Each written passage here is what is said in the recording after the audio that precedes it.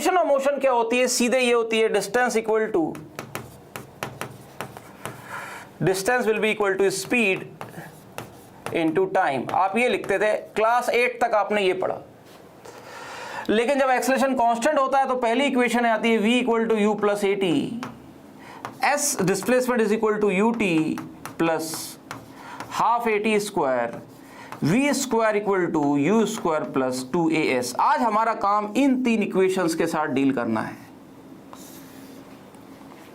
लेकिन ये तीन इक्वेशन की कंडीशन क्या है बच्चों की, एक्सेलरेशन जो है कांस्टेंट होना चाहिए। अगर एक्सेलरेशन कांस्टेंट नहीं है तो ये तीन इक्वेशन वैलिड नहीं है। और एक्सेलरेशन कांस्टेंट कब होगा, मोशन अंडर ग्रेविटी की सारी प्रॉब्लम में एक्सेलरेशन कांस्टेंट है। ए की वैल्यू जब 2, 3, 4, 5 दे रखी है, एक्सेलरेशन कांस्टेंट है। तो आप पहचान लेंगे लैंग्वेज से कि ये वाली इक्वेशन यूज हो रही है कि नहीं हो रही है। वेरिएबल एक्सेलरेशन जब होता है, यानी जब एक्सेलरेशन कोई फंक्शन ऑफ टाइम या फंक्शन ऑफ एक्स हो जाता है, तब फिर आप यूज करते हैं dx by d t equal to v, a is equal to v d v by d x, a is equal to d v by d t. तो ये भी बच्चों इक्वेशन ऑफ मोशन है। ये जो आप डिफरेंशियल इक्वेशन लिखते हो ये भी इक्वेशन ऑफ मोशन है, ये सारी इक्वेशन ऑफ मोशन है। This is also equation of motion. लेकिन ये अलग अलग केसेस के लिए हैं। तो हम लोगों ने ये वाला केस कर लिया कल की क्लास में, बिना आपको बताया मैं इसको यूज कर रहा था। आज की क्लास में हम लोग इसको डिस्कस करेंगे और कल की क्लास में हम लोग वेरिएबल एक्सेलरेशन की बात करेंगे। That's all. और ये मोशन के अंदर मोशन के हर केस को पढ़ लेंगे। Zero acceleration, constant acceleration, variable acceleration, हर एक को पढ़ने का अलग तरीका है। यहां पे ये यूज करनी है, वहां पे वो यूज करनी है और खत्म। चलिए तो आइए आज बात करते हैं इन तीन इक्वेशंस की, s equal to u t plus half a t square and ये कांस्टेंट एक्सेलरेशन।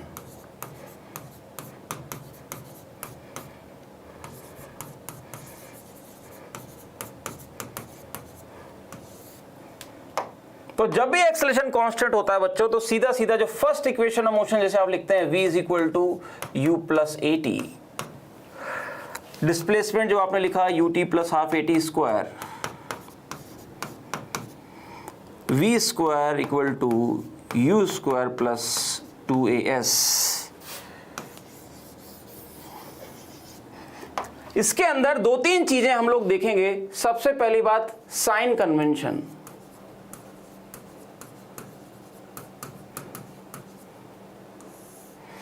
देखिए बच्चों, मैं आपको ये बता दूं, ये सारी की सारी चीजें वेक्टर क्वांटिटीज हैं। ये v वेक्टर है, ये u वेक्टर है, ये a वेक्टर है, ये s वेक्टर है, ये u वेक्टर है, ये a वेक्टर है।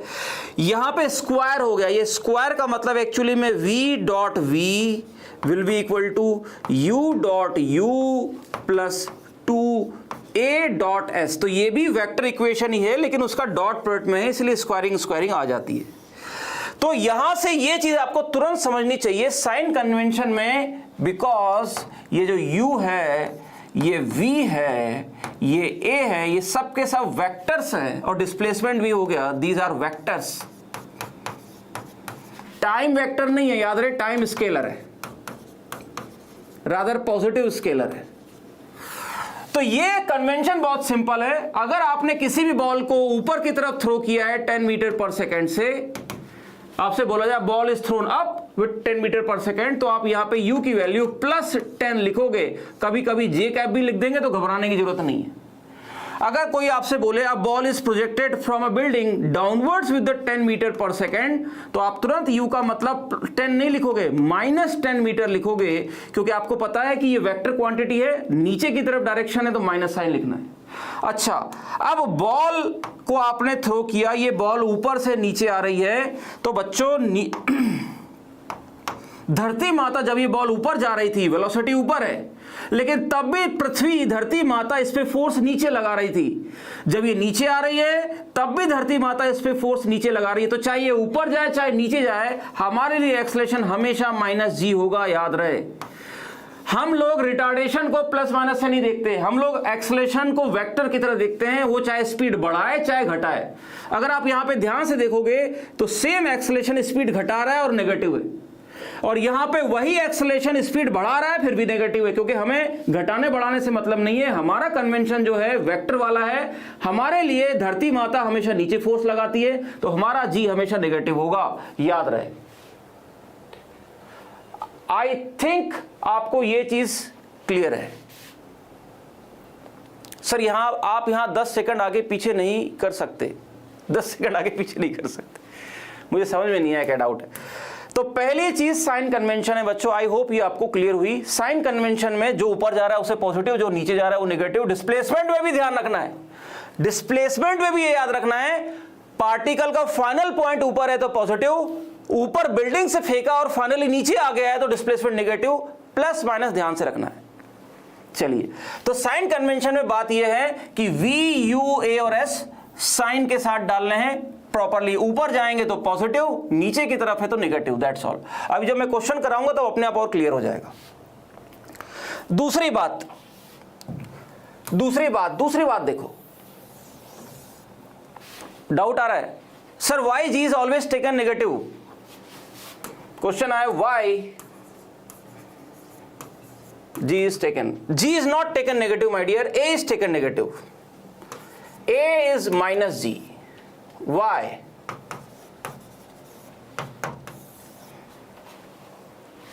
Reason is because the force due to gravity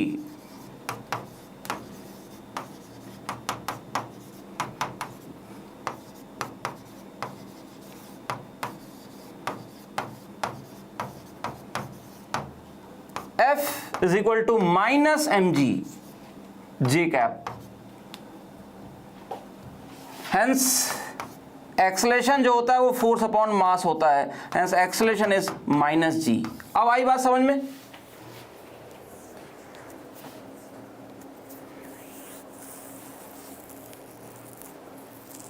Ananya का doubt, sir are the sign convention for motion 1D 2D? No no no no, 1D 2D सबके लिए सेम है my dear, सबके लिए same है ये 1D 2D 3D साइन। इसीलिए तो हम वेक्टर में आ रहे हैं, हम वेक्टर में इसीलिए घुस रहे हैं, 1D में भी वेक्टर यूज कर रहे हैं ताकि 2D में भी वही चीज लगे, 2D और 1D अलग अलग ना पढ़ना पड़े, इसलिए हम लोग यहां पे ये चीज कर रहे हैं। आई होप क्लियर हुआ, समझ में आई बात? चलिए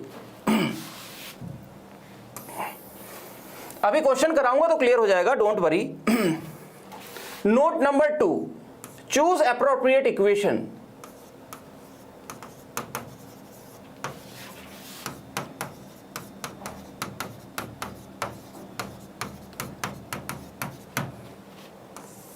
ये बच्चों बड़ा इंपॉर्टेंट होता है, कई बार क्वेश्चन करते टाइम हमें समझ में नहीं आता कौन सी इक्वेशन चूज करें। It is very important to learn this. देखो जरा ध्यान से देखो, ये जो इक्वेशन है, खासकर ये सेकंड और थर्ड इक्वेशन में बच्चों को ज्यादा डाउट आता है। मैं सारे तीनों का एग्जांपल आपको करके बताऊंगा, आपको क्लैरिटी आ जाएगी। ऑलवेज आइडेंटिफाई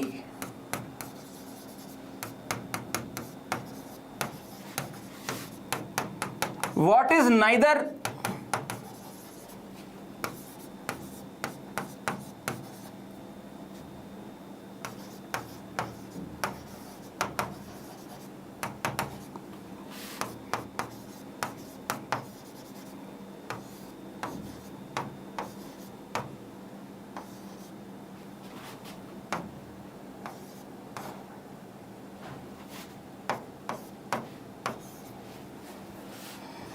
इनमें से देखा करो क्या चीज ना तो गिवन है ना पूछी गई है। ढूंढा करो क्या चीज ना तो गिवन है ना पूछी गई है, राइट? जैसे इस क्वेश्चन में अगर आप ध्यान से देखेंगे, इस इक्वेशन में डिस्प्लेसमेंट मिसिंग है, डिस्प्लेसमेंट इज नॉट प्रेजेंट। तो जब भी हमें ऐसा क्वेश्चन आएगा जिसमें डिस्प्लेसमेंट पूछा ही नहीं है, ना गिवन है डिस्प्लेसमेंट के बारे में, सारी कहानी वेलोसिटी और टाइम में है, तो हम लोग इस फर्स्ट इक्वेशन को यूज करेंगे। तो जब भी डिस्प्लेसमेंट ना तो गिवन हो ना पूछा हो, हमेशा सोचो कि फर्स्ट इक्वेशन सोचनी है। दूसरे वाले में देखो, इसमें क्या मिसिंग है? इस वाली इक्वेशन में अगर आप ध्यान से देखोगे तो वेलोसिटी मिसिंग है, फाइनल वेलोसिटी इज मिसिंग है। तो यानी अगर ना तो इसके बारे में कोई पूछ रहा है ना इसके बारे में कोई इंफॉर्मेशन गिवन है, तो ऐसी इक्वेशन चूज करेंगे जिसमें ये वेरिएबल आ ही ना। तो सेकंड इक्वेशन, यानी जब भी टाइम गिवन होगा बच्चों, तो आप ध्यान रहे टाइम अगर गिवन है तो हमेशा ये दोनों इक्वेशन ही सोचनी है, ये टाइम वाली इक्वेशन है। अब ऐसे ही तीसरा वाला देखिए, तीसरे वाले में क्या मिसिंग है? तीसरे वाले में भैया टाइम ही मिसिंग है। तो जब भी टाइम की ना तो बात हो रही हो, जब टाइम के बारे में कुछ पूछ ही नहीं रहा है, तो आप इस इक्वेशन को प्रेफर करोगे, क्योंकि यहां पे ना तो टाइम गिवन है ना टाइम पूछा है। तो याद रहे डिस्प्लेसमेंट और टाइम में और फाइनल वेलोसिटी में ये तीन चीजों में से जो मिसिंग हो वो, मैं ये नहीं कह रहा कि इसी से ही सब कुछ हो जाएगा, बट 80% क्वेश्चन आपको एक ही इक्वेशन से आ जाएगा आंसर। बस आपको करेक्ट इक्वेशन चूज करनी, नहीं तो कंफ्यूज रहोगे कहां पे क्या चूज करूं। राइट, कोई बड़ी बात नहीं है, बट ये प्रैक्टिस करने से अपने आप बच्चों को आ जाता है, जो मैंने तुमको स्टेट करवा दिया।